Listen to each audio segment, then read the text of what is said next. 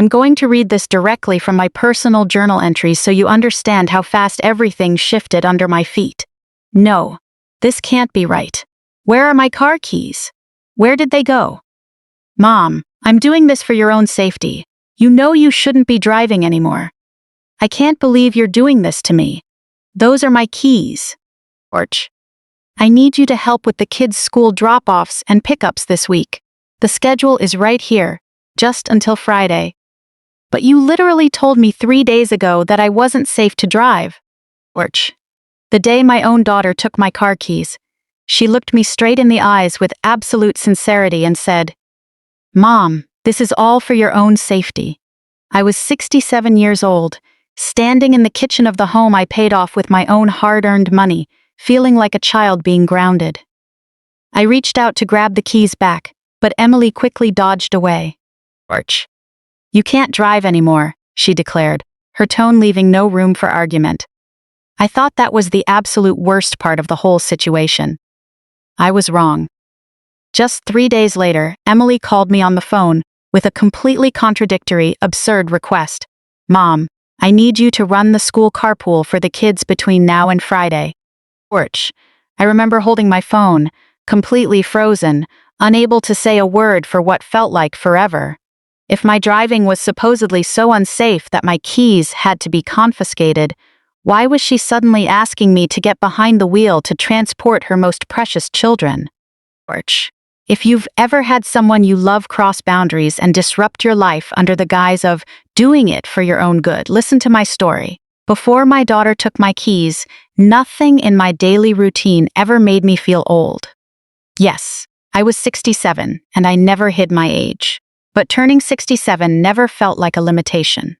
George, it was just a number marking a vibrant chapter of life that belonged entirely to me. I lived in a quiet, middle-class neighborhood just outside Columbus, Ohio. It was a 2-story brick home where my late husband, Robert, and I raised Emily. Over the years, we updated the house a few times. George, we replaced the hallway wallpaper, pulled up the worn upstairs carpets, and after Robert retired, painted the kitchen cabinets a soft cream color. George, but certain things never changed. The oak dining table where Emily spent countless nights working on homework. The small pencil marks on the kitchen doorframe recording her growth.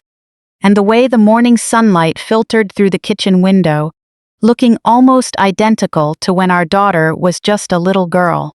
George, when Robert passed away 3 years ago after a long illness, I thought the heavy silence in this house would crush me. It didn't. Naturally, the grief of losing my spouse was always present.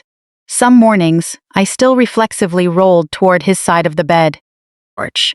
Some evenings, I'd listen closely, expecting to hear the metallic clink of his car keys dropping into the ceramic bowl by the front entrance. But Robert never wanted me to live in fear after he was gone. The last thing he ever told me was, Thelma, promise me you will keep living a good, full life. I promised him. And I kept that promise. I drove my Buick Enclave wherever I wanted. George. Robert and I spent a whole Saturday visiting local dealerships to pick out that car. We debated colors, compared fuel economy, drank terrible complimentary coffee, and finally settled on this SUV we both loved. It wasn't a luxury sports car, but it was ours. After Robert left, it became my ultimate symbol of freedom. Every Tuesday morning, I drove it to the local grocery store for weekly shopping. George. On Sundays, I drove to church. Twice a week, I drove to the public library to volunteer for a literacy program, helping children with reading challenges. Having worked as a public school librarian for nearly 30 years, I retired with a comfortable pension, but I could never completely walk away from books. Besides that, every Wednesday I had lunch with Margaret and Susan. George. The 3 of us had been close friends since our early 60s back when our husbands were still alive. We would complain about how fast our grandkids were growing, joke about our aching joints, trade apple pie recipes, and catch up on family life. None of us pretended that aging was effortless, but none of us believed growing older meant surrendering our independence either. George.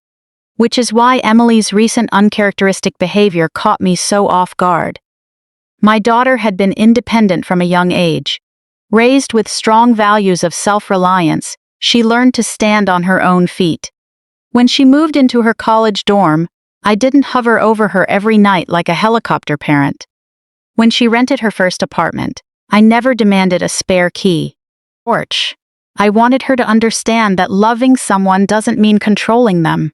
So, when Emily began asking probing questions about my private affairs, I didn't think much of it at first. The first subtle inquiry happened right at my kitchen table. She had brought my 2 grandchildren, Sophie and Ethan, over for dinner. Porch. The kids were in the living room arguing over what movie to watch on streaming, while Emily casually flipped through the mail sitting on the table. "Mom, do you still handle all your banking entirely on your own?" she asked offhandedly. I looked up. "Of course!" She offered a small smile. "I just mean online transfers, digital bill payments, things like that." "Yes, I handle all of it." Porch. "Do you have automatic bill payments set up?" "For some of them, yes," she nodded. "That's good." At the time, I brushed it off. But a few weeks later, she dropped another question. "Mom, is the mortgage on this house completely paid off?" I remember looking at her intently. "Yes, it is." She smiled again, though her expression seemed slightly strained. "Porch. That must be nice, being totally debt-free." "It really is." She took a sip of coffee, acting entirely casual. "What about your property insurance and life insurance policies?" That question made me pause. "Why do you ask?" Emily shrugged. "No reason. I was just wondering if you have all those important documents organized." I let out a soft laugh.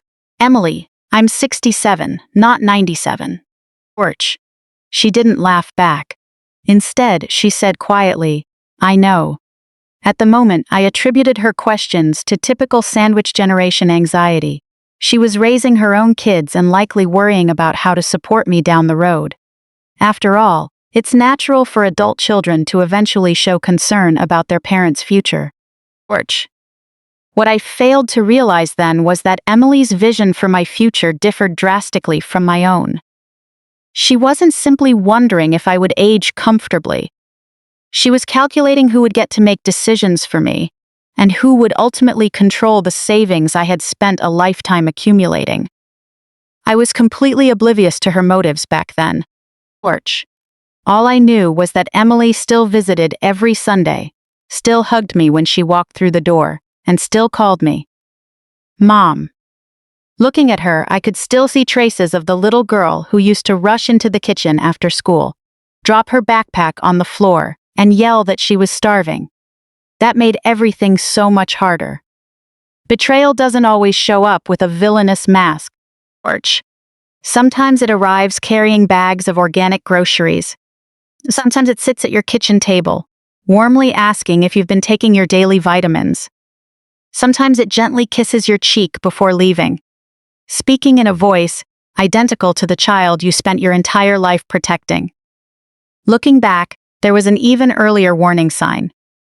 Emily had started constantly criticizing my driving. Porch. It started subtly. She'd ask things like, "Mom, are you still comfortable driving at night? Or you still dislike navigating those busy roundabouts, right?"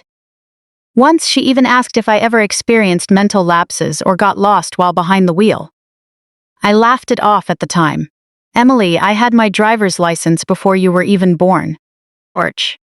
She managed a faint smile, but I caught a flicker of unease in her eyes. I noticed it, but I didn't understand what it meant. Because she was my daughter, I naturally gave her the benefit of the doubt. That was my first mistake. My second mistake was naively believing that someone who loved me could never turn into someone I needed to protect myself against. Porch. During that period, I truly believed Emily was just worrying about her mother. I never anticipated that a minor, insignificant event in a grocery store parking lot would give her the exact excuse she had been searching for, and I certainly didn't expect that within days, my car keys would be taken out of my hands for good. Porch. The incident Emily built up into a major scare took place on an ordinary Thursday afternoon. I remembered that day clearly because it started out so wonderfully. In the morning, I was at the library helping fourth graders with their summer reading goals. A little boy named Caleb proudly showed me a book about space, declaring he was going to be an astronaut when he grew up. I told him I had absolute faith in him. On my way home, I dropped by the Giant Eagle grocery store to pick up ingredients for a chicken pot pie I planned to bake for Emily's family on Sunday.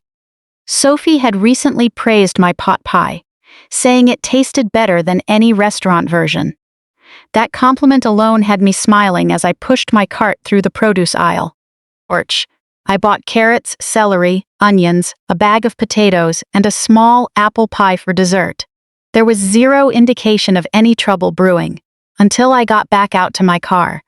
I loaded the groceries into the trunk, sat in the driver's seat, started the engine, adjusted my rearview mirror, and prepared to back out of the parking space slowly. That's when I heard a dull scraping sound. I immediately stepped on the brake, my stomach tightening.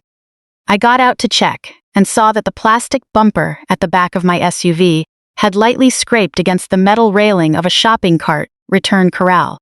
That was literally all it was. No people were nearby, no other vehicles were hit, no glass was broken, and there were no dents in the frame, just a faint white scrape on the plastic bumper. I walked around the car, stared at the mark, and actually let out a relieved laugh. Well, darn it, I muttered to myself. I had been driving for nearly 50 years without a serious accident, without a single traffic violation, and without ever putting anyone in harm's way. It was just a tiny mistake, a minor oversight, and I planned to learn from it and be more attentive next time. I drove home carefully and put the incident behind me. Or at least I thought I had. That evening, Emily called. Mom, what happened in the grocery store parking lot today? I stopped washing dishes at the sink. What are you talking about? Someone told me you were in a car accident. I ran into our neighbor Susan and she mentioned seeing you inspecting the back of your car. I frowned. I wasn't in an accident. My bumper just scraped a cart corral while I was backing up. Silence fell over the line. Then she asked, "Is it bad? You can barely notice it." "Did you call the insurance company?" "No." "Why would I? It's not even worth filing a claim. It wouldn't even meet the deductible." Another silence.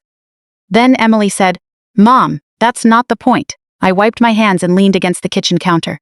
"Then what is the point?" "The point is, you could have hit a person." I felt frustration rising in my chest, but I kept my temper in check. Anything is a could have, Emily. That's a hypothetical scenario. What if there had been a child behind your car? There wasn't a child. I was looking directly at my mirrors and the backup camera. You can't guarantee that. Your reaction times are getting slower. She let out a long sigh. I recognized that sigh instantly. It was the same tone she used at 16 when she was being rebellious and thought she knew better than me. But this time, there was something else attached to it. It wasn't just frustration, it felt like judgment. "Mom," she said, choosing her words carefully, "have you noticed that your reflexes aren't what they used to be?" I couldn't help but chuckle. "My reflexes?" "Emily, yesterday I caught a falling glass mid-air before it hit the floor. Scrapping a metal railing doesn't mean my vision or coordination is failing." I stared at the phone, unsure whether to keep laughing or get angry. "What are you trying to imply?" "I'm suggesting you take this seriously." "I am taking it seriously." "Then maybe you should consider driving less or stopping altogether." "Absolutely not." The response came instantly, without a second of hesitation. "Absolutely not," I repeated firmly. Emily went quiet. Then she asked, "Why do you always have to be so stubborn?" "Because you're making a huge deal out of a minor scuff on my bumper, acting as if I totaled the vehicle. I'm trying to protect you." "No, you're trying to alarm me. That's not fair." I closed my eyes. I didn't want to fight with my daughter, so I softened my voice. "Emily, I appreciate your concern, but I'm perfectly fine." She didn't respond to that. Instead, she asked a question that made my stomach knot up all over again. "Whose name is actually on the title of that Buick?" I snapped my eyes open. What? The Buick? The title is entirely in my name. Why are you asking that? No reason. Porch. Just curious. There it was again.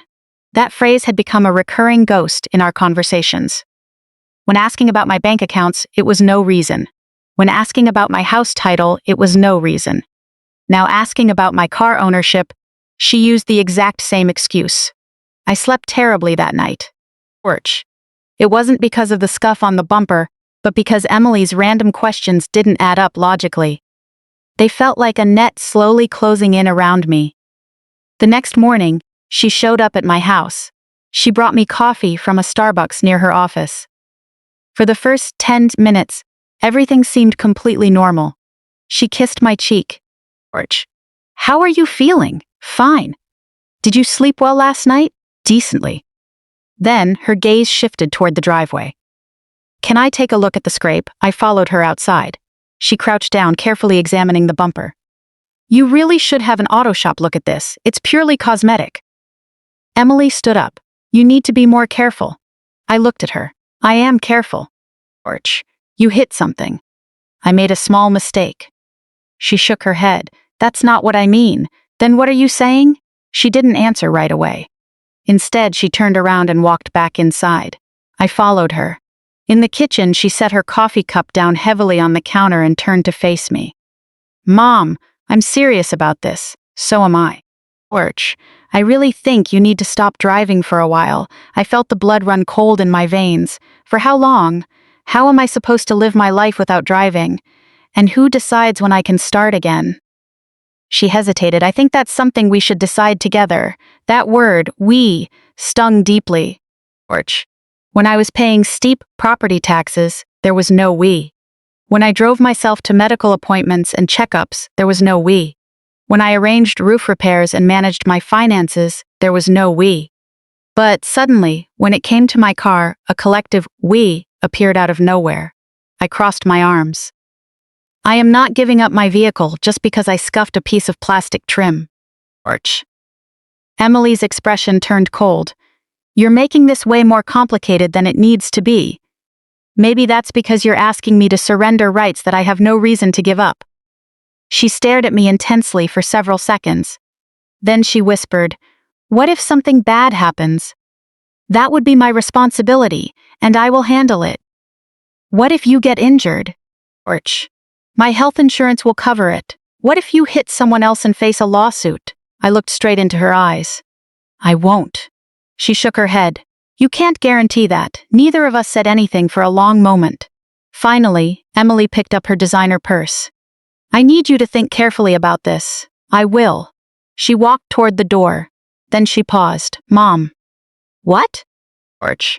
Please don't force me to be the bad guy here. Those words echoed in my mind long after she drove away.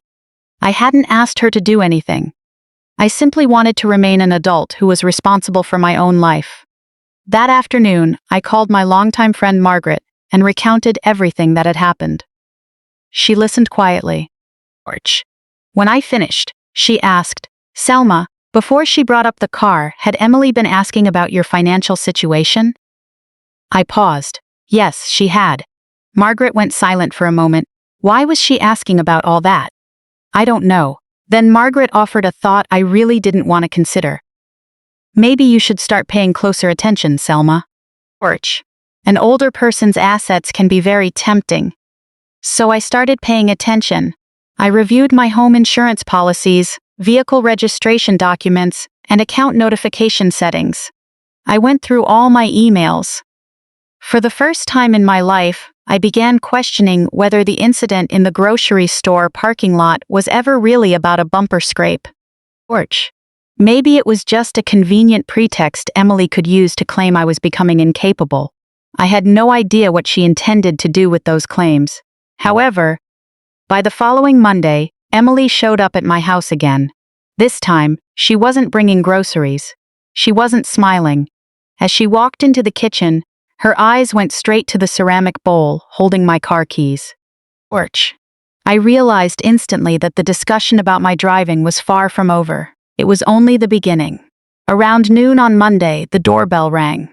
The moment I saw Emily standing on the front porch, I knew something was wrong. She had her bag slung over her shoulder and wore an expression that made me feel as though I had failed an exam I didn't even know I was taking. "Hi, Mom," she said. "Hi, George." She walked inside, and I shut the door behind her. For a few seconds, neither of us spoke. Then, Emily's gaze shifted to the ceramic bowl on the kitchen counter. My car keys were sitting right there, in the exact same spot they had been placed for the last 30 years. I noticed her looking at the keys. She noticed me watching her. "Can we talk?" she asked. "George, if this is about the car, I don't think there's anything left to discuss." I pulled out a dining chair. "Have a seat." She didn't sit down. Instead, she stood across from me with her arms folded. "Mom, I've been thinking a lot about our last conversation. So have I. And I still think you're blowing things out of proportion." Emily let out a slow sigh. "That's precisely the issue." "What issue?" "George, you don't see what I see." I felt my chest tighten again. "And what exactly do you see, Emily? You're getting older." I stared at her. "I'm well aware. The Social Security statement I get every month serves as a regular reminder." "No, Mom. I mean, your overall capabilities are declining." The way she delivered those words made them sound like a terminal diagnosis. I stood up. "George, Emily, if you came over today just to remind me that I'm 67 years old, you can head back home." She appeared agitated. "I don't want to argue with you." "Then don't. I want you to hear me out. I am listening." Suddenly, she stepped toward the counter and picked up my car keys. I moved forward immediately. "Put those back." She gripped them tightly in her hand. "George, Mom, please calm down. Put them down." Her eyes filled with frustration, almost welling with tears. "I'm doing this because I love you. Using love as an excuse doesn't give you the right to take your mother's personal property. This isn't just about the car. Then why are my keys in your hand?" She remained silent. I took a step closer. "Emily." She looked at me. "George, I am not going to ask you again. Put them down." Her gaze darkened. "Then I have to tell you, I'm holding on to these keys." I let out a harsh laugh, unable to process what I was hearing. "You? Holding on to my keys?" "Yes. You are my daughter, not a police officer. You know your name isn't on the deed to this house, and you know you don't own that Buick." "I know." "George. Then what gives you the idea that you can just take my property?" Emily clenched her jaw. "Because I'm trying to prevent a tragedy. If you get into a major accident, it could financially ruin the whole family. If that's your logic, I could slip in the bathroom tomorrow. Are you going to take away my shower next?" "This isn't a joke, Thelma." She was so worked up she didn't even call me Mom. "George, it certainly isn't a joke." She avoided my gaze. I could tell she had rehearsed this entire confrontation beforehand. That realization hurt far more than the argument itself. She hadn't come over to consult me about whether I should drive. She had arrived with a harsh, predetermined decision. I reached out to take the keys back. Emily stepped backward. "Please don't." "No." "Hand them over." "George." "Mom, stop. Give me my keys." She gripped them even harder, her knuckles turning white. "I can't." "You can. I'm not giving them back to you." For a long moment, we stood there staring at each other. Then Emily said something I will never forget for the rest of my life. "You need to start accepting reality. You aren't the person you were 10 years ago. George, you're no longer fully capable of managing everything on your own." Those words felt like cold steel driving straight into me. Of course, I wasn't the same person I was a decade ago. George. 10 years ago, Robert was still alive. 10 years ago, I was working full-time at the school.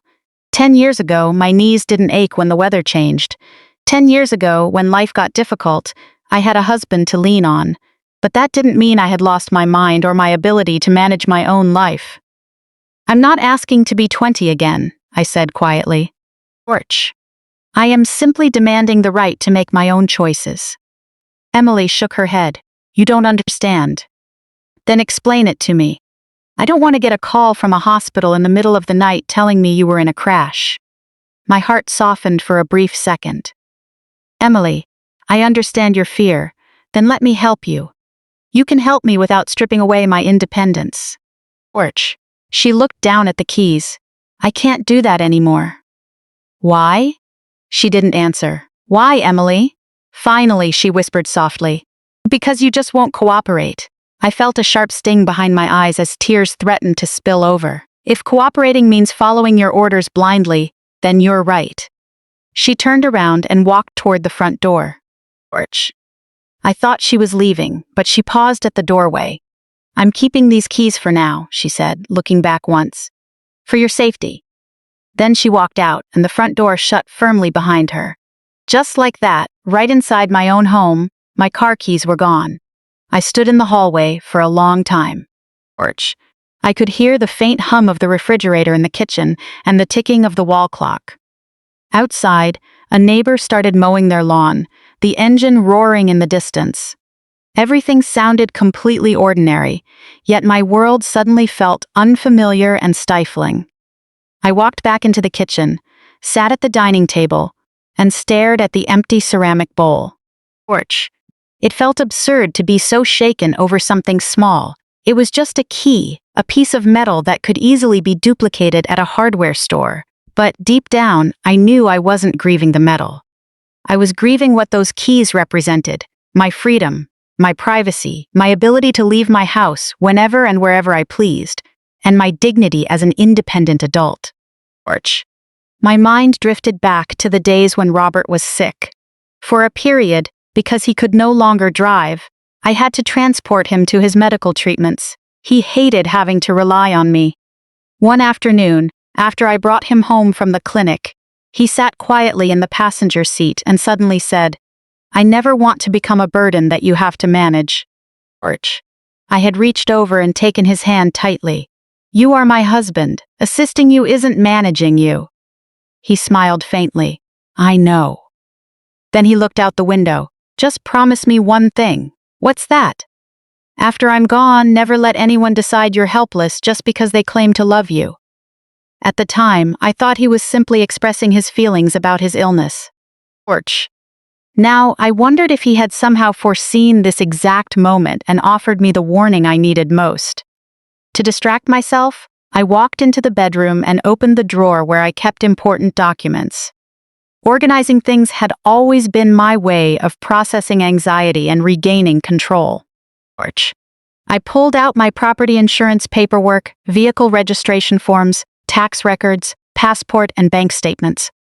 Most items were exactly where they belonged. Except I noticed one thing missing. An envelope from Chase Bank was gone. I was positive it was missing because I had placed it in that exact drawer just 2 days prior. It was a standard account update notice. Porch. I remembered opening it, deciding it should be kept for my records, and tucking it right beneath the insurance paperwork. Now it was nowhere to be found. I searched through the entire drawer. Nothing. I checked the adjacent filing cabinet. Nothing. I checked the kitchen counters, and I even went through the recycling bin near the door. Still nothing. I sat on the edge of the bed. Porch. Had I misplaced it? Did I accidentally throw it out? Was my memory actually starting to fail me? Then an unsettling thought entered my mind. Emily.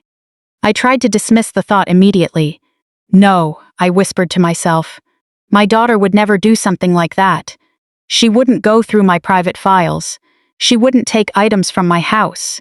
She wouldn't meddle with my financial affairs. Porch. She was just worried about me, panicked over a minor parking lot scuff. There had to be a logical explanation. I desperately wanted to believe that. So I dialed her number. It rang 4 times before she picked up. Mom? Emily, did you take an envelope out of my desk drawer? Dead silence filled the line. What envelope? A bank statement envelope. I have no idea what you're talking about. Porch. Was it in your document drawer? Yes. Mom, why would I take your mail? I don't know, that's why I'm asking you. Her tone shifted, taking on a soothing, overly patient cadence usually reserved for comforting someone confused. You've been under a lot of stress lately. I frowned. What does stress have to do with my bank statements? Nothing. Porch. I'm just saying you might have moved it somewhere else and forgotten about it. I know exactly where I put it. Are you sure? That question made me deeply uncomfortable. Not just because she asked it, but because of how smoothly and practiced it sounded, as if she had already prepared to dismiss my concern by questioning my memory. I sat in silence. Porch. Then Emily said, "Mom, you need to stop looking for problems everywhere. I'm not your enemy. I'm not looking for problems. But you're acting like I did something wrong, or like I'm losing my mental faculties. You never trust me." I closed my eyes. "I want to trust you, then trust me." With that, she hung up the phone. I slowly lowered the receiver. Porch. For the first time in my life, I felt something far more chilling than anger. Fear. It wasn't a fear that Emily would physically harm me. It was the fear that she was constructing a narrative about me.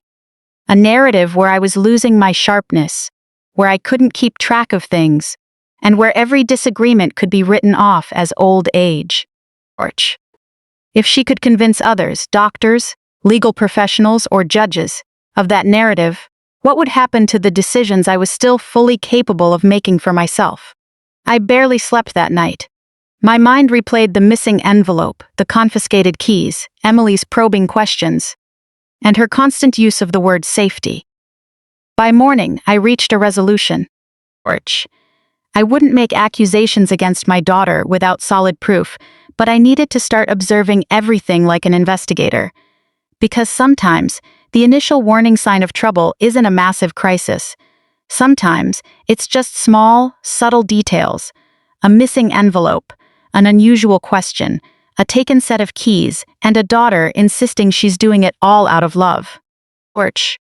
I just didn't realize yet how deep the situation actually went behind those reassuring words. The following morning, I woke up earlier than usual. For a few seconds, I lay in bed staring at the ceiling, trying to persuade myself that my concerns were just a dramatic misunderstanding. Porch.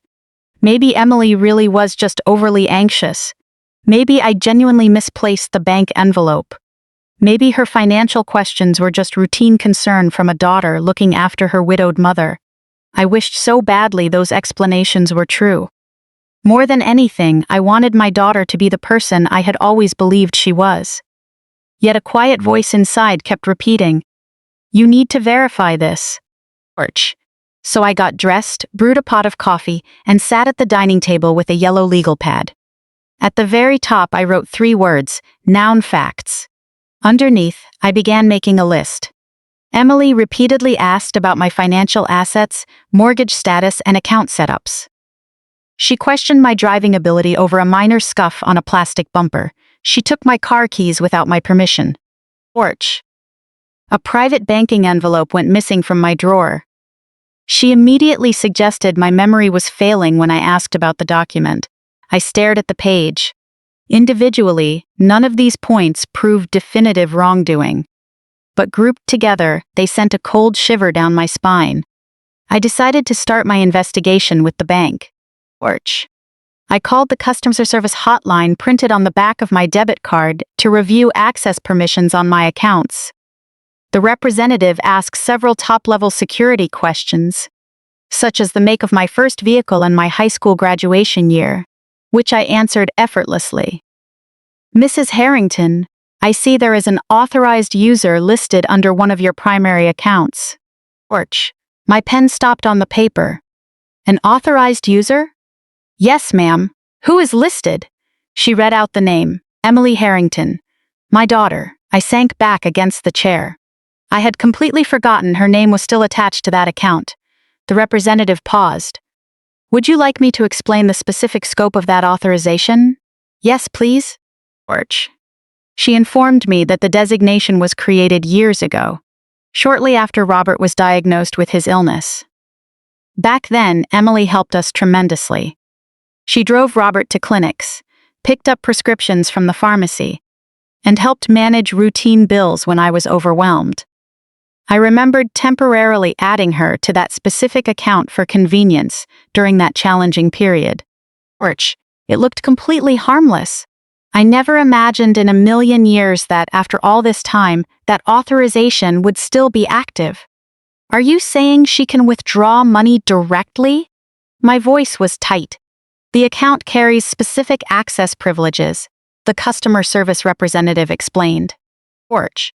She clarified that authorization didn't mean Emily owned the money, but it did give her the ability to view financial information, print statements, and conduct limited transactions. A wave of heat rushed to my cheeks. Has she logged in or accessed this account recently? Orch. The representative explained that due to privacy protocols, she couldn't share full details over the phone, but she confirmed there had indeed been recent activity tied to that authorized user. I noted down everything she was legally allowed to tell me. After hanging up, I sat at the dining table for a long time. Emily had access. Orch. That didn't automatically mean she stole anything, but it proved my suspicions weren't just in my head.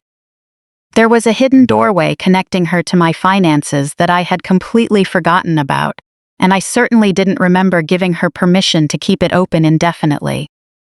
Later that morning, I called Chase Bank again and scheduled an in-person meeting with the branch manager. Orch. Then I opened my email. In my trash and red folders, I found a few notifications I had previously missed. One was about a change in account statement delivery from paper to digital, and another was a login security alert.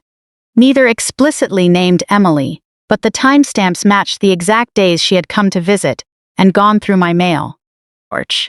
I printed every single one of them out, placed them in a folder, and wrote the date on the cover.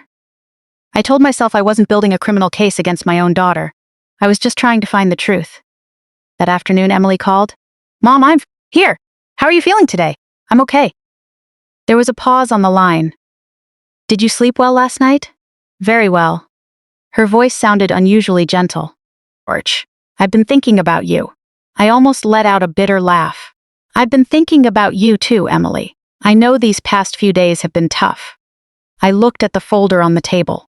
Which part of it are you referring to? You know, about the car. To be completely honest with you, Emily, I am still very angry. I understand. No, I don't think you do. She let out a sigh. Orch. Mom, I'm just trying to help you. You keep saying that, but I don't feel it. She didn't argue back. Instead, she shifted her approach. Maybe we should talk about ways to make your life easier. A sudden chill ran down my spine. Easier? In what way? You don't need to carry all the stress by yourself or worry about managing everything, she said. Orch. I've managed just fine on my own for years without any major issues. I know. Then, why do you keep acting like I'm incapable of taking care of myself? I never said that. I took the keys for your safety, and I'm talking about making things easier because I'm your daughter. I closed my eyes. Orch. She kept repeating, I'm your daughter, as if it were a hypnotic spell, as if being my daughter meant every decision she made to strip away my independence was somehow noble. I took a deep breath and asked, Did you take anything else from my house? Her tone instantly turned defensive. What kind of question is that? I'm just asking. Did you? I didn't take anything. Orch. Then where did that bank envelope go? You must have misplaced it yourself. You've been under a lot of stress lately, and your memory isn't what it used to be. I bit my lip. Emily, stop trying to convince me that I'm losing my mind. I never said you were losing your mind. You keep implying it, because that's the only way you can justify how strangely you've been acting lately. Orch. How am I acting strangely? You're the one being paranoid about everyone. I stared at the folder on my table. I have plenty of good reasons to ask questions. Like what? I came within an inch of blurting out the truth about the bank account. I almost told her that I knew she was still an authorized user, and that she had been checking my records. But an instinct held me back. Orch. I suddenly remembered something Robert used to say. He was a terrible chess player, but he loved the game. He always said, never make your move until you can see the entire board. So, I decided not to reveal what I knew just yet. Not now. I just want to figure out what's really happening here, I said quietly. You're making a huge deal out of nothing. Maybe. She went quiet for a moment. Orch. Then she said, Mom, I need you to trust me. I swallowed hard. I want to. You can. I hope so. A few minutes later, she hung up. I stared at my phone screen, unsure if I felt relieved or even more unsettled. That evening, I searched through the old filing cabinet once more. This time, I pulled out a folder labeled Robert, Financial, from the year he was sick. Porch. Inside were insurance claim forms, medical bills, tax documents, and a photocopy of an old bank authorization form. I pulled it out. Emily's name was right there. I did remember signing it back then. But right underneath the authorization line, there was a handwritten note in Robert's distinct penmanship, for temporary access only. Must be revoked afterward. Porch. I read those words twice, and then a third time. Temporary access only. I sank into my chair as my hands began to tremble. Robert had explicitly intended for Emily's access to be short-term, yet somehow, years later it remained active. I didn't know whether Emily had kept it open on purpose, or if she had simply forgotten about it too. Porch. But I knew one thing for certain: I could no longer naively assume everything was fine just because Emily claimed it was. The next day, I took an Uber to the bank. The branch manager, Denise, met me in a private office. I brought my ID, a copy of my house deed, and Robert's old authorization form with his handwritten note. Denise reviewed the documents carefully before looking up at me. Mrs. Porch. Harrington, are you looking to modify this authorization? I nodded. Yes. Revoke all of her access permissions immediately. She didn't ask why. She didn't judge. She handled the entire legal process with utmost professionalism. Before leaving, I asked one last question. Has anyone requested detailed information about my account recently? Porch. Denise looked at her screen, and her expression subtly shifted. There is an inquiry on record. Who was it? She hesitated. Under privacy guidelines, I cannot disclose specific tracking details beyond authorized permissions. I understand, I said. I didn't need her to spell out the name. Someone had been looking into my financial records, and the timing was far too precise to be a coincidence. Porch. As I sat in the Uber on my way home, it struck me that my own daughter still held the keys to my car. For the first time in my life, I felt like I was standing outside my own home, watching someone else rearrange my life through the window. I had spent nearly 30 years teaching my children that facts matter more than assumptions. Now, I had to take my own advice. Porch. I wasn't going to raise my voice or hurl accusations at Emily. I wasn't going to say a word to my grandchildren, nor was I going to share all my suspicions with my oldest friends. I was going to watch quietly and gather evidence, because I finally realized something important. The issue was no longer whether Emily took my keys out of genuine concern for my driving safety. Porch. The real question was, now that she had established the premise that I was no longer capable of handling my own affairs, what was she planning to do next? And I had a strong feeling that the answer had nothing to do with road safety. Over the next few days, I tried my best to act as if nothing had happened. But that was much harder than it sounded. Porch. Every morning, I would wake up, walk downstairs, brew coffee, and instinctively reach for the ceramic bowl on the kitchen counter. When my hand caught empty air, I remembered. My car was still parked in the driveway, but the keys were with Emily. Porch. I could have called and demanded she return them. I could have taken a ride over to her house, or I could have hired a locksmith to rekey the car entirely. But I didn't. It wasn't time yet. After visiting the bank, something inside me had shifted. I no longer wanted to make reactive moves. I wanted to understand the full picture. Porch. Curiously, while I was quietly investigating Emily, she began playing the role of the perfect daughter. She called every single morning. Mom, how did you sleep? What did you have for breakfast? Do you need me to pick anything up from the grocery store after work? On Tuesday, she showed up at my house carrying 2 heavy bags of groceries. I brought you some coffee, she said. Porch. I peeked inside the bag, and it was the brand Robert and I had bought for decades, Folger's Classic Roast. For a brief second, my heart softened. You remembered? Of course I remembered, she said, wrapping her arms around me. I didn't push her away. That was the most painful part of this whole situation. Even though I was deeply suspicious of her and guarding myself against her, I still loved her. Porch. There was no internal switch I could flip to turn off a mother's love for her child. She was still the little girl who used to crawl into my bed during thunderstorms. She was still the teenager who cried over the phone when she struggled with calculus in college. She was still the woman who held my hand tightly at Robert's funeral, with tears streaming down her face. Orch. Love doesn't vanish just because trust becomes complicated. Sometimes, love only makes the realization of betrayal cut deeper. That afternoon, Emily sat across from me at the kitchen table. "I've been thinking," she said. I looked at her. "About what? That sounds dangerous." She let out a soft laugh, and for a moment the heavy atmosphere lifted back to how things used to be. Orch. Then her face turned serious. "I know you're still upset with me about the car." "Yes, I am. I don't blame you," she said, which caught me off guard. "I probably didn't handle that situation the right way." "That's an understatement," I replied quietly. She gave me a tired smile. "Okay, I handled it terribly." I stayed silent. She reached across the table and placed her hand over mine. "Orch, but I really am worried about you. I know you are." "No, Mom, I don't think you truly understand." "Then explain it to me." She took a deep breath. "Things have been really difficult lately." I waited for her to continue. "At work, there is so much pressure. They've been cutting my hours." Orch. "Mark's sales commissions have been completely unpredictable. The kids' expenses keep rising, and inflation is hitting us hard." I nodded. "That does sound stressful." "It is," she said, looking down. "And finding childcare has become a complete nightmare. It is just so expensive." I instantly saw where this was going.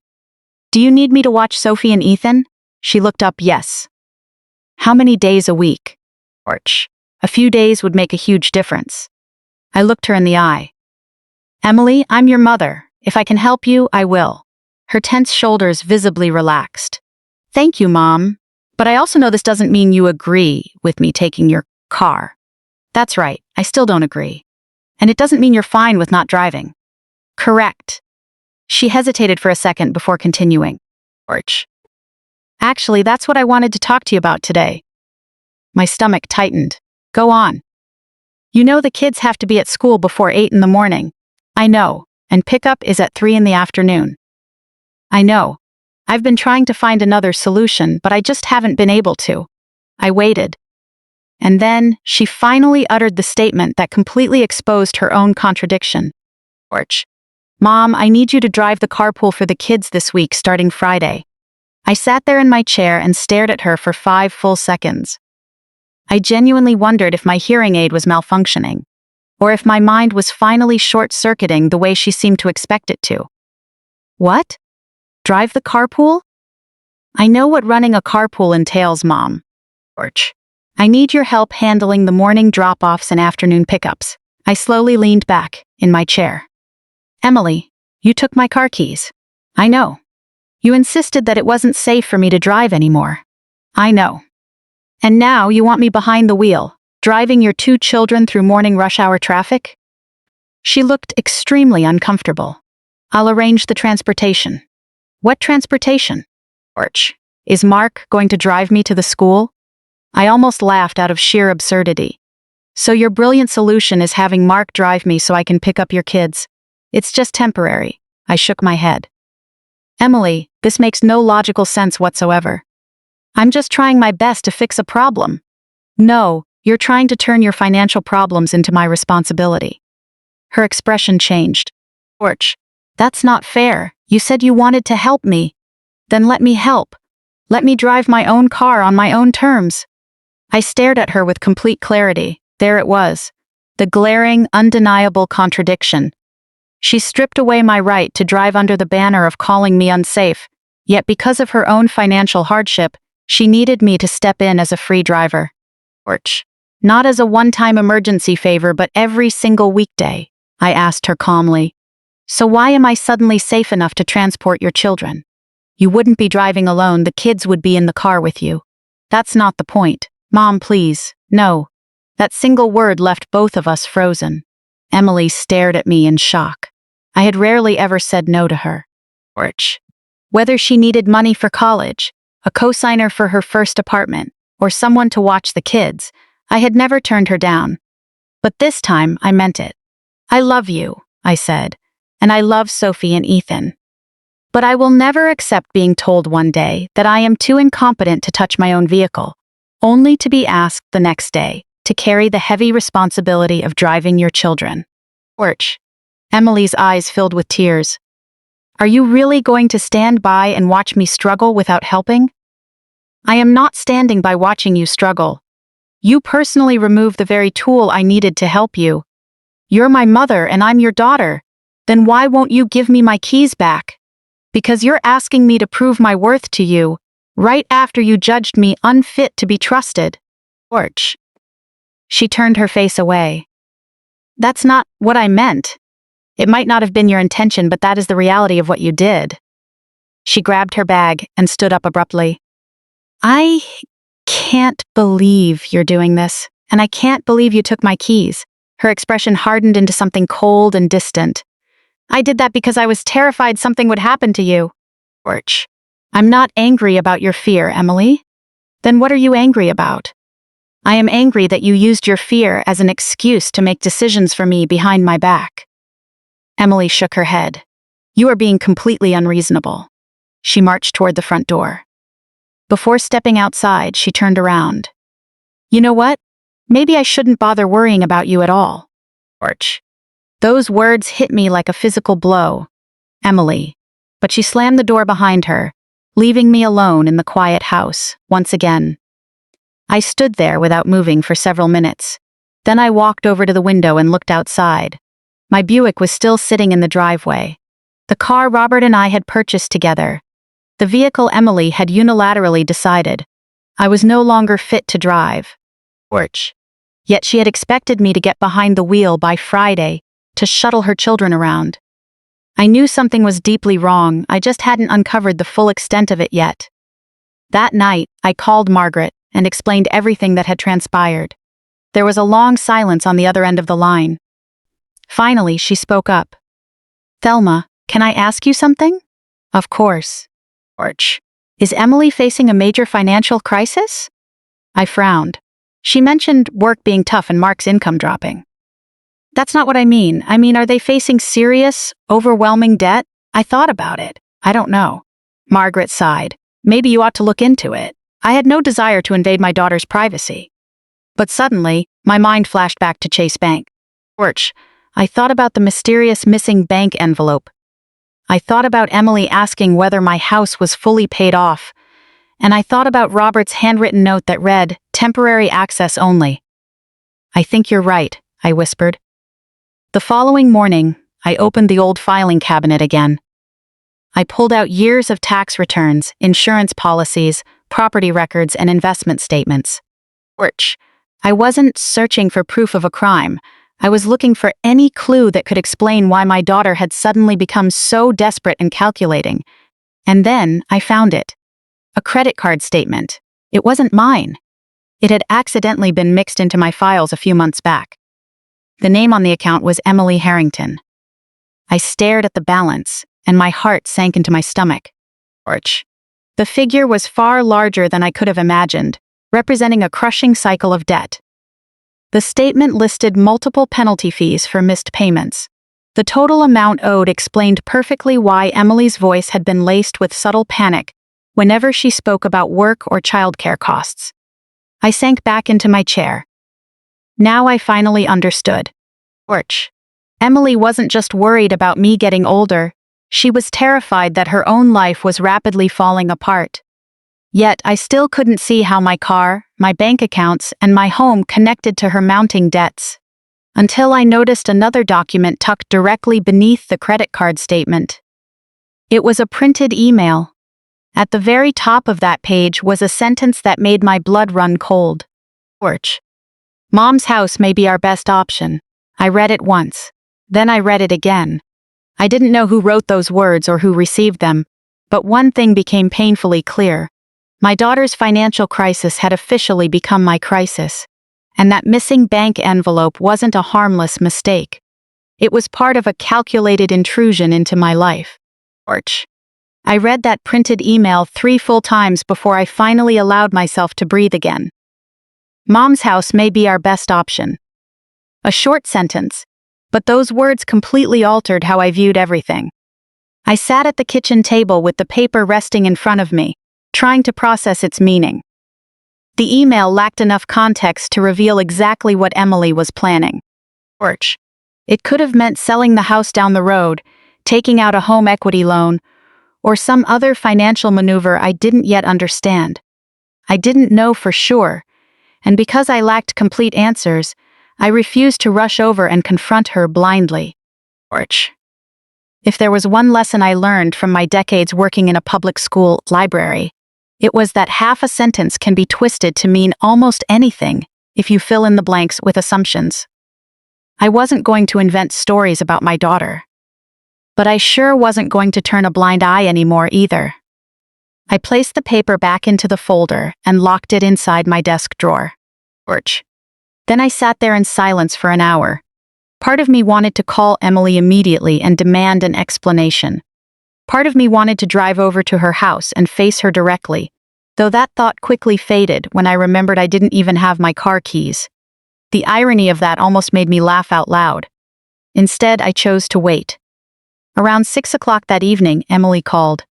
"Mom, I'm here." Porch. "Are you doing okay?" I looked toward the locked desk drawer. "I'm fine. You sound strange. I'm just tired." A pause followed over the line. Then she said, "I wanted to apologize for yesterday." "For what part?" "For asking you to run the carpool after everything that happened." I didn't respond. She kept talking. "I shouldn't have put you in that position.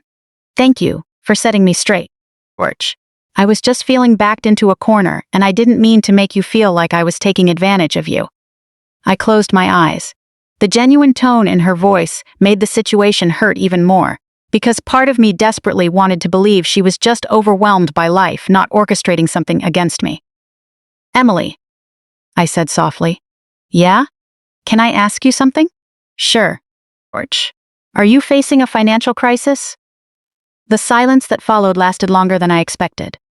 Finally, her voice sounded dry when she asked, "Why are you asking me that?"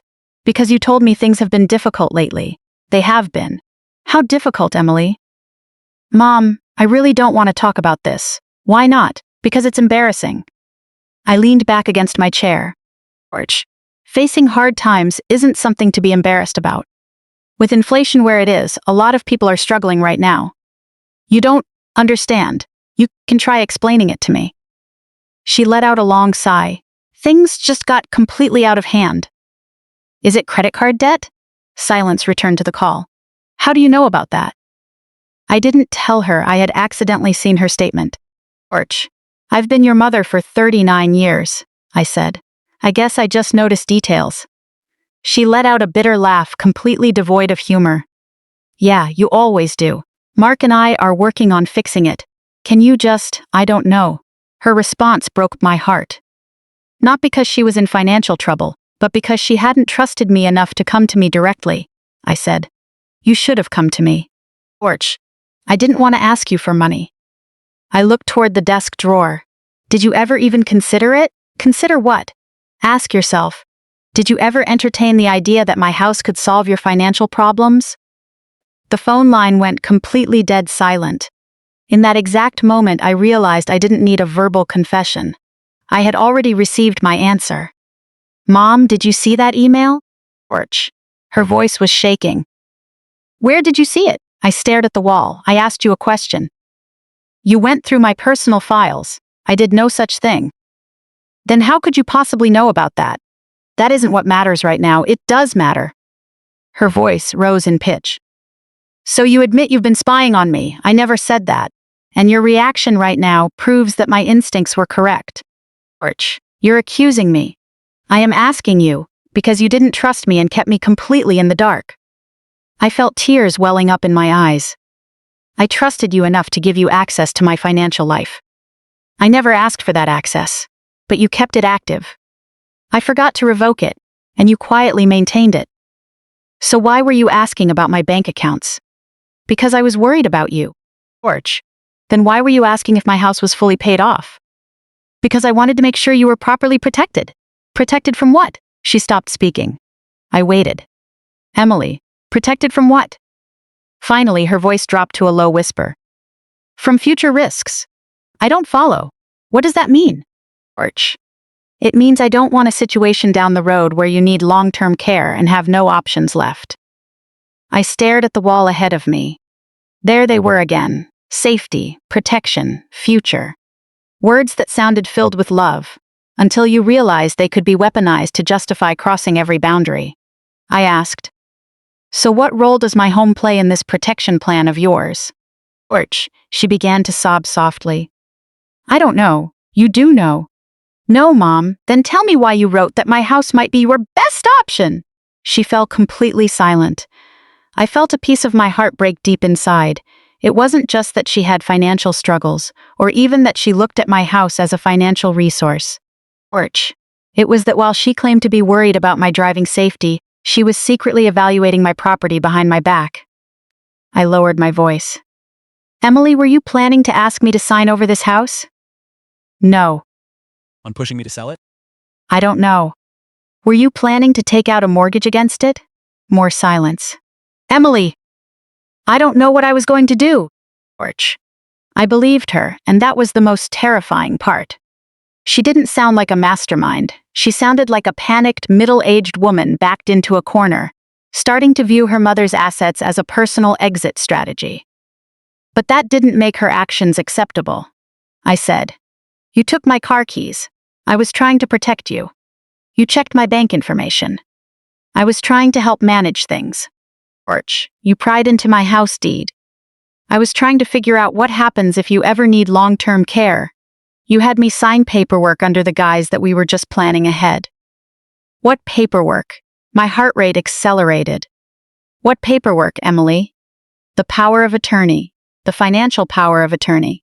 I stood up from my chair. "Why?" "So that if something happened, I could step in and help you." Orch. "And what if nothing happened?" She had no answer.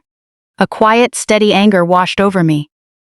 Not an explosive rage, but the cold realization that people had been making plans around my life while treating me as if I weren't even in the room. I said, "You do not have the right to decide I am incompetent just because you are afraid." "I never said you were incompetent." Orch. "You took my keys after a minor scratch on a bumper, claiming I might harm someone. I haven't harmed anyone. You don't know what tomorrow brings. Neither do you." She started crying again. "Mom, I'm scared." I closed my eyes. For a split second, I wanted to comfort her and tell her everything would be okay. Orch. But then I remembered Robert's voice reminding me never to let anyone decide I was weak, just because they claimed to care about me. So I said, "Being afraid does not give you the authority to take control of my life." She sobbed into the phone. "I was just trying to protect you." "Then who is going to protect me from you?" The question slipped out before I could stop it. Orch. There was absolute heavy silence on the line. After a long pause, Emily finally spoke. "I think you need to talk to a professional." My stomach dropped. "A professional? A doctor? Why?" "Because you've become completely paranoid." I gripped the edge of the table tightly. "I am suspicious because my car keys vanished out of nowhere." "You blame everything on those keys." "No, Emily." Orch. "I blame everything on a total lack of trust." "You don't trust me. I do trust you." She couldn't back that up. "I trusted you with my home, my family, my grandchildren, and my finances. You're making me sound like a monster." "I don't want to view you as a monster, so stop offering excuses and tell me the truth." "I already told you everything." "No, you gave me fragments." She cried harder. "Orch, I don't know what else you want me to say. I want you to explain why you thought you had the absolute right to make decisions about my life." "I didn't. I only took your keys." "Because you claimed I was unsafe behind the wheel. Yet you turned around and begged me to drive your children because you needed help. Which narrative is the truth?" She had no defense left. "Orch," I continued, "if I am too dangerous to drive myself, then I am far too dangerous to drive your children. But if I am capable of safely driving your kids every day, then I am fully capable of deciding whether I can drive my own car." She couldn't refute it. In that moment, everything became crystal clear. This entire conflict wasn't about a vehicle or road safety. It was entirely about control. Orch. I didn't know what Emily ultimately intended to do. or whether Mark was involved. I didn't know how far this would go, but I knew I could no longer pretend things were normal. Before hanging up, Emily said something that stayed with me. "We have to figure out what comes next." I looked toward the desk drawer. "No," I said calmly, "we will figure it out. But this time, I am the one making the decisions." Torch. The line went silent as the call ended. I stood alone in the kitchen. Outside, the sun was setting behind the trees, leaving the house in quiet shadows. For years, I believed the hardest part of growing older was losing the people you love. Torch. Now, I was beginning to understand that sometimes the hardest part is realizing the people you love have started viewing you differently, seeing you as fragile, easily managed, or someone whose life can be rearranged without consent. I wasn't looking to wage a war against my daughter, but I was fully prepared to defend myself. Torch. Tomorrow morning, I was going to find out exactly how much she had already set in motion behind my back. The next morning, I woke up with a single goal. I needed concrete proof of whatever Emily had set in motion. Not my fears, not my assumptions, but verifiable evidence. Torch. After Robert passed away, I truly appreciated why he always insisted on keeping copies of important records in 3 separate locations. "Paperwork doesn't argue with you," he used to say, "it simply presents the facts." So I brewed a fresh pot of coffee, sat at the dining table, and began reviewing every document in my possession. I started with the house. The deed was registered solely in my name. Torch. There were no active mortgages, no liens, and no outstanding lines of credit against it. That brought me a small sense of relief. Next, I checked my retirement accounts, and everything appeared completely intact. I verified my life insurance policy was current, and my vehicle registration remained under my name. Then, I opened the folder containing my estate planning documents. Torch. My will was right where it belonged. My power of attorney documents were there as well, and that was when I noticed a detail that made my chest tighten. The financial power of attorney form in the folder was not the original document Robert and I had drafted together years ago. This was a much newer document. I stared at the execution date on the page. Torch. It had been drafted and signed just a few months prior, something I had no clear memory of completing, and listed right there as the designated agent was Emily. I read through the pages twice, and then a third time. This wasn't merely a healthcare directive for emergencies. Torch. It granted Emily sweeping authority over my banking, investments, real estate transactions, insurance matters, and overall finances under specified conditions. I immediately picked up my phone and dialed the number for the law firm printed on the letterhead. The receptionist answered smoothly. "Good morning, Harrington Law. My name is Thelma Harrington." Torch. "I need to speak with someone regarding a power of attorney document on file." She asked for my date of birth and verified my identity before placing me on a brief hold. A few moments later, a familiar voice came on the line. "Mrs. Harrington?" "Yes. Is this Laura Bennett?" I recognized the name. Laura was the attorney who had assisted Robert and me with our estate planning years ago. Torch. I got straight to the point. "Did I execute a new financial power of attorney recently?" There was a short pause on the line. "Yes, you did." My heart skipped a beat. As she confirmed the exact date, the memory slowly resurfaced. A few months ago, Emily had driven me to a clinic appointment and ran a few errands with me. Torch. Afterward, she mentioned that since Robert was gone, we needed to review my paperwork to ensure everything was properly updated. I remembered sitting in a conference room. I remembered Emily sitting right beside me. I remembered signing several pages, but I had absolutely no recollection of granting her broad financial authority over my estate. Torch. "Laura," I said, choosing my words carefully, "can you explain to me what I actually signed that afternoon?" Her tone became more cautious. "Mrs. Harrington, I can certainly go over the documents in your file. Please go ahead." She outlined the paperwork. One document was an updated healthcare directive, another was an emergency contact form, and the third was the financial power of attorney. Torch. I closed my eyes tightly. Why was Emily listed as the primary agent? Because she was the agent designated on the form. Did I specifically request that? Laura hesitated. Mrs. Harrington, I cannot speak to your internal intentions beyond what is legally executed on the signed documents before me. I understand. George. So you're confirming that I signed a document granting her authority without me fully realizing the scope of it? Silence filled the line once again before Laura spoke in a measured tone. Are you currently experiencing any concerns regarding your ability to make independent financial decisions? No, I am not. Have you recently been diagnosed with any medical condition affecting your memory? No. George, have you experienced episodes of confusion or memory loss? No. Then I strongly suggest we meet in person. I agreed. Before hanging up, I asked one last question. Was Emily present when I signed it? Yes. My stomach cramped up. Was anyone else present? Yes, our paralegal. Was I ever alone with the attorney at any point? Laura hesitated. I believe so. George, we'll go over the full file in detail when you arrive. I thanked her and hung up the phone. I sat there completely motionless. Emily hadn't just taken my car keys. She had taken me to a law firm months ago.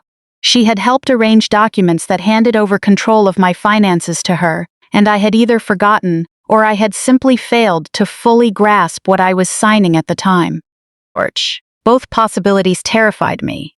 But there was something else. If Emily genuinely believed I was losing my cognitive abilities, why had she never suggested I see a doctor? Why had she never mentioned any concerns about my memory to me? Instead, she chose to bypass everything and take control directly. The distinction was massive. I dialed Margaret and she answered right away. What happened? George, I found something. What is it? A new power of attorney form. She went silent. Is Emily listed on it? Yes. Oh, Thelma. I had no idea things had gotten this far. Have you spoken to a lawyer? I made an appointment. Good. She paused, then asked suddenly, do you still have your car keys? No. Then demand them back. I will. George. Looking out at the Buick parked in the driveway today, I took a deep breath and called Emily.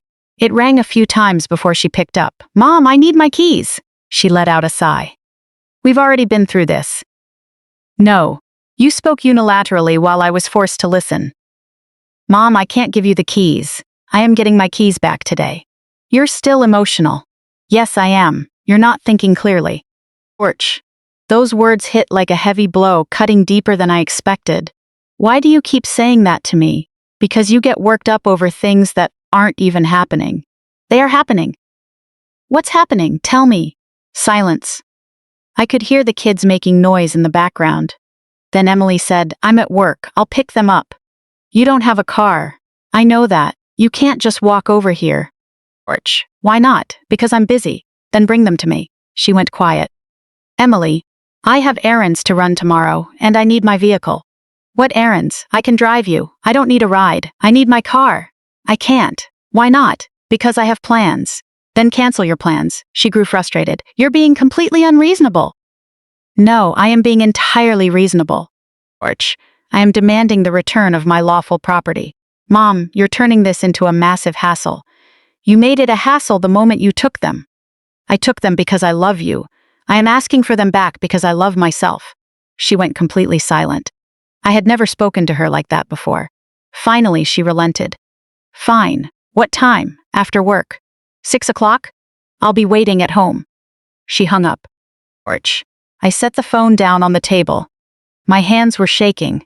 Not from fear, but because I finally realized I had stopped asking for permission. At 6:15 p.m., Emily arrived. She walked inside, holding a small envelope. Looking utterly exhausted, she placed the envelope onto the kitchen counter with a soft thud, without even saying hello. Everything is in there. I opened the envelope. George. Both of my car keys were inside. I pulled them out and held them in my hand for a moment. They felt heavier than ever before. Emily watched me closely. Are you satisfied now? No, she looked surprised. I thought this was what you wanted. I wanted my property returned. She crossed her arms. Right. I looked at her. Why did you take them in the first place? Because you scraped the car. George. You claimed it was for my safety. It was. Then why did you ask me to drive the carpool for the kids? She looked away. I already apologized for that. That doesn't answer my question. She stayed quiet. I slid the keys into my pocket. Then, looking her straight in the eye, I said, I know about the financial power of attorney. Her expression shifted instantly. Torch. For the first time in my life, I saw something in Emily's face I had never seen before.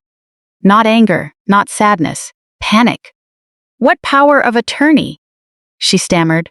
The one you took me to sign at the law firm. I didn't force you to sign anything. I never said you forced me. She swallowed hard. Mom, you signed it yourself. Did you understand what authority that document granted you at the time? Torch. She didn't answer. Emily, I was trying to make sure you were protected. Protected from what? From ending up with nothing. You're the only mother I have. Tears filled her eyes. That's the only reason I did it. I shook my head. No, she stared at me. You cannot disguise control as protection. Her composure completely broke down. I was terrified. I didn't know what else to do. Torch. You could have talked to me. You wouldn't have listened. You never gave me the chance to prove I would. She wiped away a tear. I thought you were getting older. I am getting older. I thought maybe you weren't seeing the dangers that I was seeing. What dangers did you see? She hesitated for a long time before speaking in a barely audible whisper. A future where everything falls apart. Torch. I looked at my daughter. For the first time, I truly understood that Emily wasn't just trying to take something from me. She was trying to fix the chaos in her own life by convincing herself she was helping me. But that didn't make her actions right. I said to her calmly, I am going to meet with Laura Bennett tomorrow. Emily froze. Why? Because I need to fully understand every document I signed. Torch, you don't trust me. I need to trust legal documentation. She lowered her head. Neither of us said another word. Then she walked toward the door. Before leaving, she turned around. Mom. Yes? I never intended to hurt you. I believed her. And that was precisely what made the whole situation so heartbreaking. I know, I said, but you did hurt me. She nodded softly. Torch. Then she opened the door and walked out. I stood in the doorway, watching her walk toward her car. For years, I believed that protecting family meant taking on all their burdens and stress. Now, I was beginning to understand a very different reality. Sometimes, protecting your family means refusing to let their fear break down your boundaries. Torch. Tomorrow, I would sit across from Laura Bennett and finally uncover the full truth behind the document Emily helped put in place. I had a strong feeling that the truth would change everything. The next morning, I arrived at Laura Bennett's law office 10 minutes early. During the entire drive over, I kept rehearsing the same questions in my head. What did I actually sign? Torch. Why did Emily need to be present? How much power did this document really grant her? And most importantly, could it be revoked? I parked the Buick in the small lot outside the building and sat in the car for a moment before stepping out. Just having my car keys back felt entirely different. They were still mine. That simple fact brought me a huge sense of comfort I was reluctant to admit. Torch. Stepping into the lobby, Laura greeted me warmly. Thelma. It's wonderful to see you. I embraced her. I'd be much happier if I weren't here under these circumstances. She offered a sympathetic smile. I understand. We walked into her private office. She closed the door and placed a thick manila folder onto the desk. This is the entire file related to the documents you signed a few months ago. Torch. I stared at the folder. Everything? All of my estate planning materials? She nodded. Laura opened the folder. The top few pages were familiar. My healthcare directive and my updated emergency contact sheet. Then she placed the durable financial power of attorney directly in front of me. I recognized my signature. Without a doubt, it was my handwriting. Torch. But the further down I read, the more chilled I felt. The scope of authority in this document was far broader than I remembered. Exceptionally broad. It granted Emily absolute power under specific conditions to handle banking, sell investments, execute real estate transactions, manage insurance policies, and oversee all other financial affairs. I looked up at Laura. Torch. Why would I sign something like this? She answered carefully. You mentioned at the time that if you ever became unable to manage these matters yourself, you wanted Emily to step in and assist. I don't recall saying that. You were very explicit about wanting your daughter involved. Was I? Yes. I stared down at the document. Then I asked, did Emily explain why she needed this document in place? Orch. Laura shook her head. Emily didn't draft the paperwork, but she set up the appointment. She reached out to our office to arrange the meeting. My heart sank. So she initiated it. Yes. Did she inform you that I was having memory issues? Laura looked at me. She voiced a few concerns. What kind of concerns? Orch. She was worried you were becoming overwhelmed managing your increasingly complex financial paperwork. I felt anger flare in my chest. I am not overwhelmed. I understand. Did she say I was confused? Laura paused for a moment. She mentioned she was concerned you might eventually struggle to manage everything on your own. I leaned back in my chair. There it was again. Eventually. Orch. Not today, not right now. But eventually. Using a hypothetical future problem to justify taking control in the present. I asked, when I signed this, did you believe I lacked mental capacity? No, I did not. The response was prompt and definitive. I stared at her. If you believed I was fully competent, why didn't you advise me to consult an independent attorney to review it? Orch. Laura's expression turned serious. We generally encourage clients to review key documents carefully. You were given the opportunity to ask questions at the time. I did remember asking a question. What did I ask back then? You asked, what happens if I can't handle things myself anymore? Laura nodded. We then explained the function of this power of attorney to you. Orch. Now, my memory of that meeting became crystal clear. Emily was sitting right next to me. She had said to me then, it's just paperwork, Mom. It doesn't change anything unless something happens. I believed her back then. Now I realized how carefully chosen those words were. It doesn't change anything unless something happens. I looked at Laura. Orch. Can Emily use this power of attorney immediately right now? Not automatically. I felt a wave of relief. So she can't simply take over my assets? Not based on the terms outlined here, no. What conditions are required for her to activate it? Orch. Laura explained that specific triggering conditions were built into the document, such as written incapacity certifications from 2 doctors, before key powers could be exercised. I listened intently. Then I asked, could she fabricate or attempt to unilaterally declare that those conditions have been met? Laura's expression grew more guarded. Anyone can make a claim. Orch. Whether that claim holds up legally is a different matter. I understood. Emily hadn't gained unlimited authority overnight, but she held something powerful. A legal document bearing my valid signature. In the hands of someone desperate enough, that paper alone posed a massive threat. I asked Laura what I should do next. Orch. I recommend you revoke the existing power of attorney immediately and draft a new agreement that truly reflects your personal wishes. I nodded. Let's do that. She smiled gently. We can handle that for you. Then she added something that made me freeze. However, Thelma, there is one more detail. What is it? Orch. When you signed the original documents, Emily also provided us with a detailed summary of your personal financial situation. My stomach tightened instantly. What summary? She provided us with a comprehensive list of assets registered under your name. I stared at her. I never authorized her to do that. Laura didn't respond immediately. Was that information accurate? I asked. Yes. Orch. Including my house? Yes. My investment accounts? Yes. My bank savings? Yes. I closed my eyes. That meant Emily knew practically everything. Not because I had openly shared it with her, but because under the guise of helping me organize paperwork, she had completely mapped out my financial footprint. I felt a profound sense of calm settle over me. I wasn't afraid anymore. I was angry. Orch. Not the explosive kind that makes you lose your mind, but the cold clarity that makes you sharp. I said, I want to revoke any and all access permissions Emily holds regarding my affairs. Laura nodded. We can initiate that process today. Do it right now, and I want copies of all revocation documents. You will have them. Orch. I also want my bank to know with absolute certainty that Emily no longer holds any authorization. We can assist you in notifying the bank." I thanked her. Then I asked the question that had been weighing on my heart from the very beginning. "Laura, did Emily ever ask about my house?" Laura looked at me.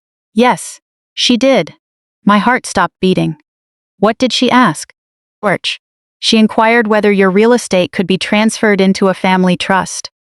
I stared at her. "Did she explain why she wanted to do that?" "She mentioned that if you ever required long-term care in the future, doing so would streamline the process." I almost let out a bitter laugh. That explanation sounded so completely reasonable, so flawless. That was precisely what made it so dangerous. George, every step Emily took could be wrapped in an unassailable narrative: care, safety, protection, planning, family duty. Yet when you pieced all those words together, they formed something entirely different: a takeover. I signed the revocation documents. Then I signed updated paperwork reflecting my true wishes. George. For the first time in months, I felt like I was holding the steering wheel of my own life again.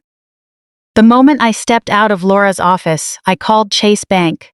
I instructed them to immediately remove the authorized user attached to my account. After verifying my identity, they confirmed the removal. Next, I called my home and auto insurance provider, followed by my financial advisor. George. I even reviewed my designated beneficiary lists, not because I believed Emily would steal from me directly, but because I refused to let anyone make unauthorized assumptions about my intentions ever again. When I finally returned home, I sat down at the kitchen table. I thought the worst was behind me. It wasn't. My phone rang. Emily's name flashed across the screen. I stared at it. George. I almost declined the call, but I pressed answer anyway. "Hello? Mom, are you home?" "Yes. Where were you this morning?" "I was out." "Where?" She paused. "At Laura's office." Dead silence fell over the line. Then Emily asked, "Why?" "I needed to review my paperwork." "Which paperwork?" "My estate planning documents." Her breathing shifted. "What did you do?" "I made some changes." "What changes?" George. "I revoked that old financial power of attorney." She sank into complete silence. Seconds later, she gasped softly. "What did you do?" "I revoked it." "Why?" "Because I don't want you holding that kind of power." "Mom, you have no idea what you're doing." "I know exactly what I am doing." "You're going to regret this. You're making a huge mistake." "No, I'm not. You will regret it." George. I felt a sharp ache in my heart. "Emily, I love you. This doesn't sound like love. Love doesn't mean handing over control of my life to you." "You think I was trying to control you. I know You were, she began to cry. you don't trust me anymore. I want to be able to trust you again."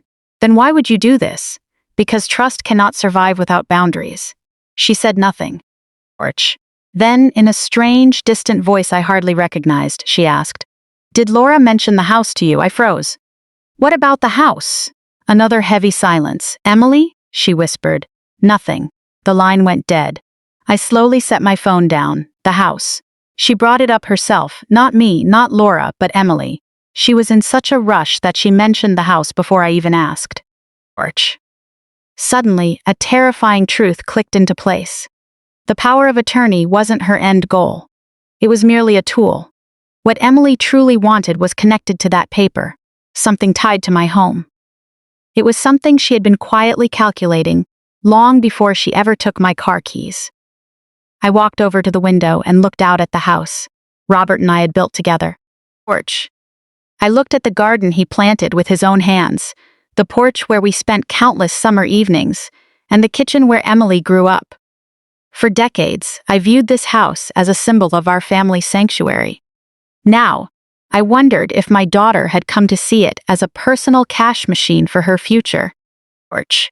If I was right, the conversation ahead would be 10,000 times harder than any argument over car keys. Because this time, Emily wasn't just after my keys. She was coming after something much bigger. Over the next 2 days, Emily didn't call me once. The silence was even more nerve-wracking than I anticipated. I had assumed that, after I revoked the power of attorney, she would blow up. Porch. I expected accusations, arguments, maybe even threats. Instead, there was nothing. No good morning call, no text checking if I had eaten, no Sunday dinner invitation, no photos of Sophie and Ethan, absolutely nothing. The absolute stillness made the house feel hollow. I kept telling myself that maybe this was a good thing. Maybe Emily needed time to cool off. Maybe I needed time to think too. Maybe once the anger settled, we could sit down and finally have an honest conversation. Replaying those final words she spoke before hanging up, I couldn't shake the chill. Did Laura mention the house to you? That sentence ran on an endless loop in my head. So on Thursday morning, I dialed Laura's office once again. I need to ask you something. Of course, Thelma. Did Emily ever explicitly discuss transferring my property with you? Laura hesitated. She did ask a few questions. What kind of questions? She wanted to know if the property could be placed into a trust. Did she ask if the house could be sold outright? Yes, my stomach churned. Did she ask about its current market valuation? Yes, I closed my eyes. How much did you tell her? I only confirmed the valuation provided on the asset summary she handed me. I understood. Emily had already mapped out the bottom line on this home. I asked one final question.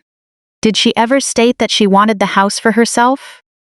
No, that answer should have brought relief, but instead, it left me even more uneasy. Because sometimes people don't need to explicitly say what they want. The direction of their questions reveals everything. That afternoon, I called my real estate attorney, Daniel Brooks, an old friend who had worked with Robert years ago.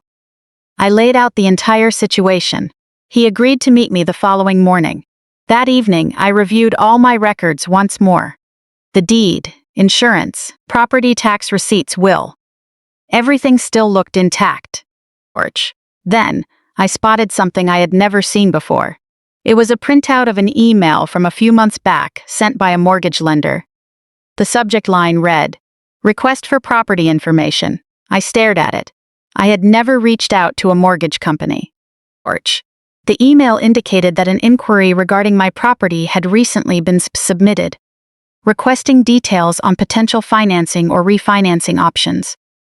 My hands and feet turned ice cold. I dialed the phone number listed on the email. A representative answered. After passing through lengthy security verification, I asked if anyone had submitted a loan application for my address. The representative checked the system. There is an inquiry on record, she said. Is it a formal loan application? No, not a completed application. Just an initial inquiry. Who initiated it? She hesitated. Due to privacy policies, I can only provide limited information.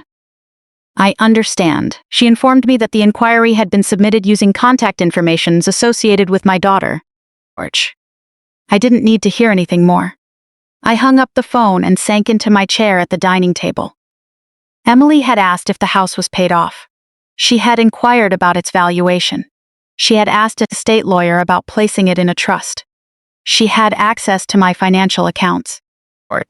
And now, someone directly linked to her had used my property address to consult a mortgage company about financing options. A wave of nausea hit me. Yet one puzzle piece remained unsolved. Why? The answer revealed itself the following morning. At 9 a.m., I met with Daniel in his office, bringing every document I had gathered. He listened patiently as I explained the entire story from start to finish. When I finished, he looked at me. Thelma, do you believe your daughter is attempting to steal your property? I don't know. That's a very heavy accusation, and I hesitate to think that way. That's understandable, he said, flipping through the papers before asking a sharp question.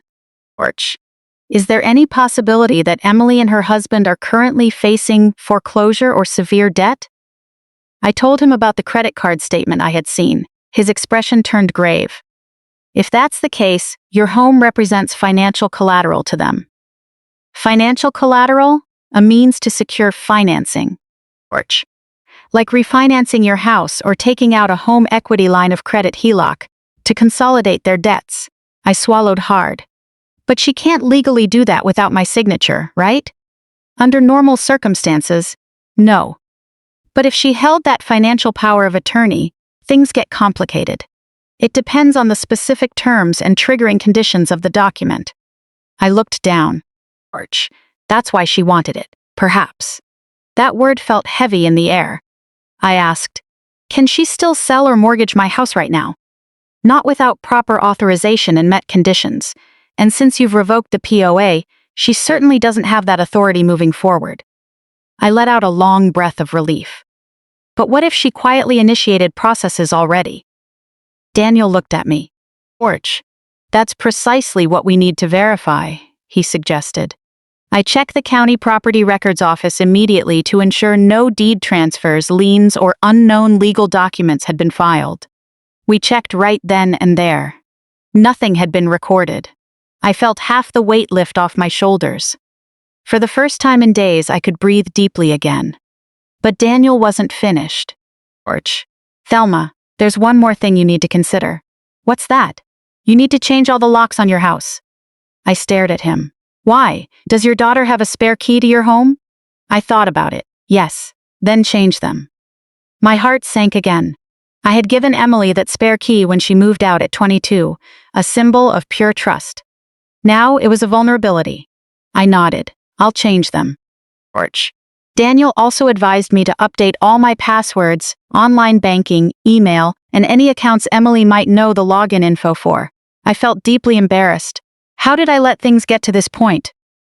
You did nothing wrong, Thelma. You simply trusted your daughter, he said, leaning back. Trusting someone isn't foolishness. Those words stayed with me. Porch. After leaving his office, I went straight to a locksmith. By late afternoon, every exterior lock on my house was brand new. The old keys were useless metal. Standing on the front porch, holding the new keys felt strangely symbolic. I wasn't locking Emily out. I was locking out uncertainty. That evening, a text from Emily finally came through. Mom, we need to talk. I stared at the screen. Porch. I waited a few minutes before replying. Talk about what? Her response was fast. About everything. I typed, tomorrow. She replied, please don't bring lawyers into this. I froze. I hadn't told her I met with Daniel. How did she know? I didn't reply. Moments later, another text popped up. I know you saw someone today. My heart hammered. I typed, who told you? No reply. Then, Mom, please. Porch. I just want to fix this. I stared at the words. I wanted so badly to believe her. So I dialed her number. She answered on the first ring. Mom? Emily. I'm sorry. I'm so sorry. I said nothing. I know I handled everything horribly. Yes, you did. I was backed into a corner. I know. I never intended for you to think I was trying to take your house. I closed my eyes. Porch. But you kept asking about it over and over. I was just trying to find a way out of our debt. Silence. Then she whispered, yes, that admission hurt. But I never planned on stealing your home. I never used the word steal. That's what you're thinking. I think you were considering using what belongs to me to fix your own trouble. She began to cry. Mark lost his job. I hadn't known. When? Porch. 2 months ago. Despite everything, my heart softened slightly. Why didn't you tell me? I was embarrassed. Mom, our bills are piling up. How much debt? She named a figure. It was terrifyingly large, but it still didn't justify what she had done. I asked, were you the one who contacted the mortgage lender? She went silent. Emily? Yes. You used my property details? Yes. Tears spilled down my face. Porch. Why didn't you just come to me and ask? Because I knew you would say no. That sentence shattered something deep inside me. Not because she lied, but because she had unilaterally decided my feelings were irrelevant long ago. I said quietly, so knowing I would say no, you tried to go around me. I didn't mean it like that. But that is what you did. Porch. She sobbed. I thought, if I could just stabilize things and get through this, I would pay you back later. With what? You don't even know when you'll find work again. I looked around the kitchen. This was where Emily sat doing homework as a child, where she ate countless birthday cakes, where she held me tightly after Robert passed away. Porch. And now here we were, discussing whether my home would become collateral for her debt. I felt completely exhausted. Emily, I will help you find a way through this, you will? Yes, she cried harder. But I will never hand my house over to you. I understand, and I will never relinquish control of my finances to you. I understand. Porch. Nor will I allow you to spread rumors that I am incompetent just to get help. I never wanted people to think that, but that is what you did. Heavy silence fell. Then she asked softly, "What do I do now?" I took a deep breath. "You can start by telling me the complete truth." She didn't answer. I waited. Finally, she said, "There's one more thing." My heart sank again. "What is it?" "I didn't do this alone." Orch. The room felt ice cold. "Who helped you?" Emily began to sob. "Mark." I closed my eyes. Of course, her husband. The man absent from every conversation, facing financial ruin. The direct beneficiary if my home became collateral. What did Mark do? Emily hesitated. He was the one who contacted the mortgage company. What else? He also spoke to someone about your power of attorney. My blood ran cold. Who? Orch. She whispered. A name I knew very well, making me realize instantly that this situation was far more sinister than a daughter taking her mother's car keys. Because the person Mark spoke with wasn't a real estate agent or loan officer. It was Patricia Caldwell, our family's trusted financial advisor of 15 years. Orch. In that moment, I finally understood why Emily was so confident she could convince everyone I was losing my independence. She had help from the inside, and that help was about to become the key to uncovering everything. In the seconds following those words, I lost the ability to speak. Orch. I sat at the kitchen table, holding the phone tightly to my ear, staring at the brand new brass lock on my front door. Who did he talk to? I finally found my voice.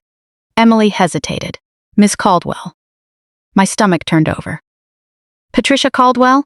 Yes, Patricia had been our financial advisor for over 15 years. Orch. She helped Robert and me plan our retirement portfolio, attended our anniversary dinners, and sat beside me after Robert passed away, explaining our investments and assuring me everything would be fine. I used to trust her with everything I had. What did Mark tell her? I don't know all of it, Emily said, her voice cracking. He told her you weren't handling things well. I closed my eyes. Orch. Did he tell her I was losing my mind? That I couldn't take care of myself? He said you were struggling. That is not the same thing. I know. No, Emily, you don't know. My voice started to shake. If Patricia believes that nonsense, she's going to pass that false narrative right along to other official channels. I know. But I didn't know what else to do back then. Orch. I stood up and walked over to the window. Outside, the street was quiet and peaceful.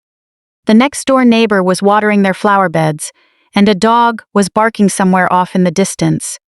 Everything looked completely normal, but my life had been thrown entirely off course. Why did Mark reach out to Patricia? I asked.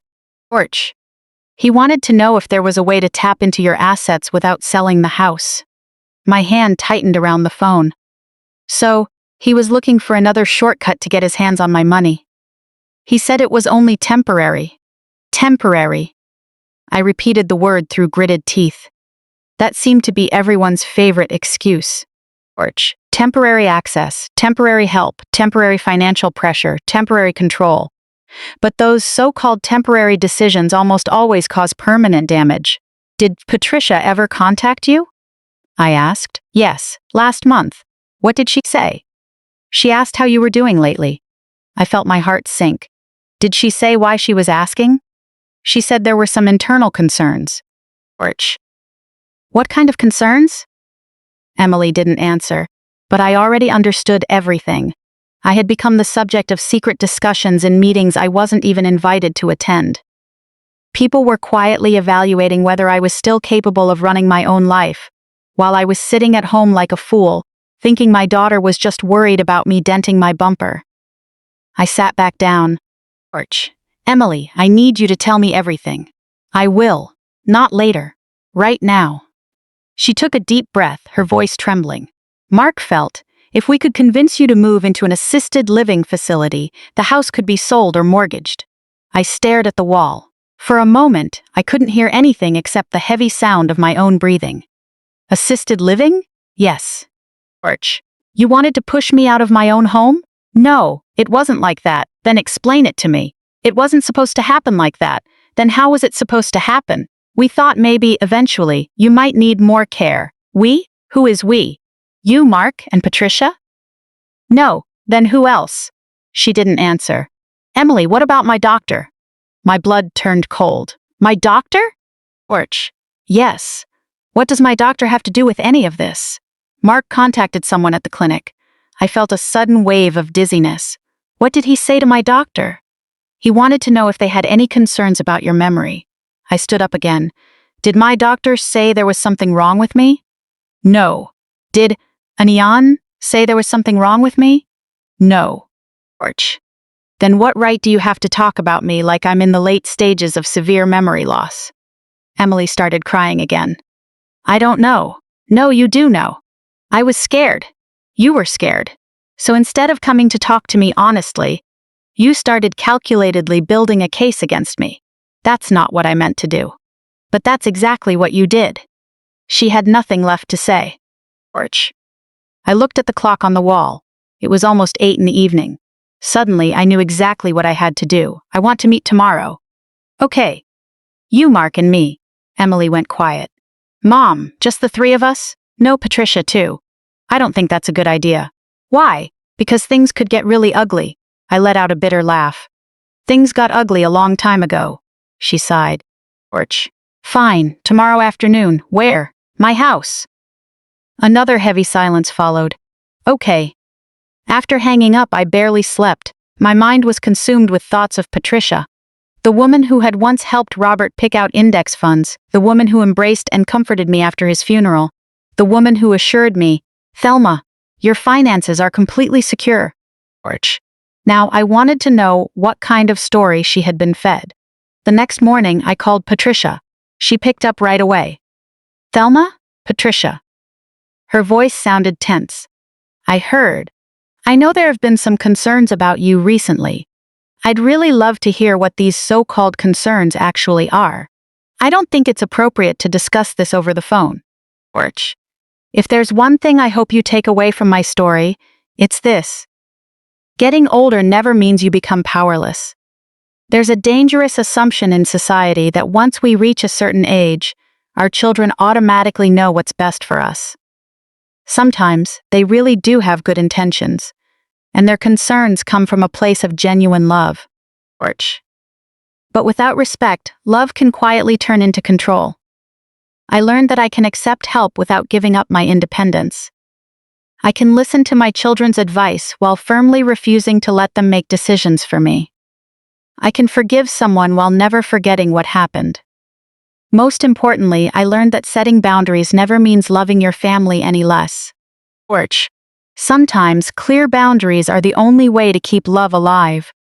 Emily and I almost lost each other forever because we let fear drown out honesty. She was afraid she'd be responsible if something happened to me, and I was afraid of losing control over my own life. It wasn't until the damage was done that we finally spoke the truth. But when we finally laid the truth out in the open, we had something to rebuild on. If you're watching this, and if you've ever been forced to give up control over your life because someone claimed it was for your own good, remember this. Your voice still matters. Your choices still matter. Your dignity still matters. And you always have the right to say no. At the same time, if you're an adult child caring for aging parents, remember that protecting someone never means taking away their right to choose. Talk to them, listen to them, and include them in the process. Because one day, showing love might not mean holding on tighter, but giving them the freedom to keep being themselves. Now, I'd love to hear from you. Have you ever had a family member cross your boundaries under the excuse of doing what's best for you? How did you handle it? Let me know your story in the comments below. If this story of family struggles touched you, please subscribe to the channel and join me as we explore more stories about family betrayal, love without boundaries, and second chances. Wherever you're watching from in the world, drop your city and current time in the comments. Sometimes, just knowing we're listening to the same story together, across different times and places, makes us feel a little less alone.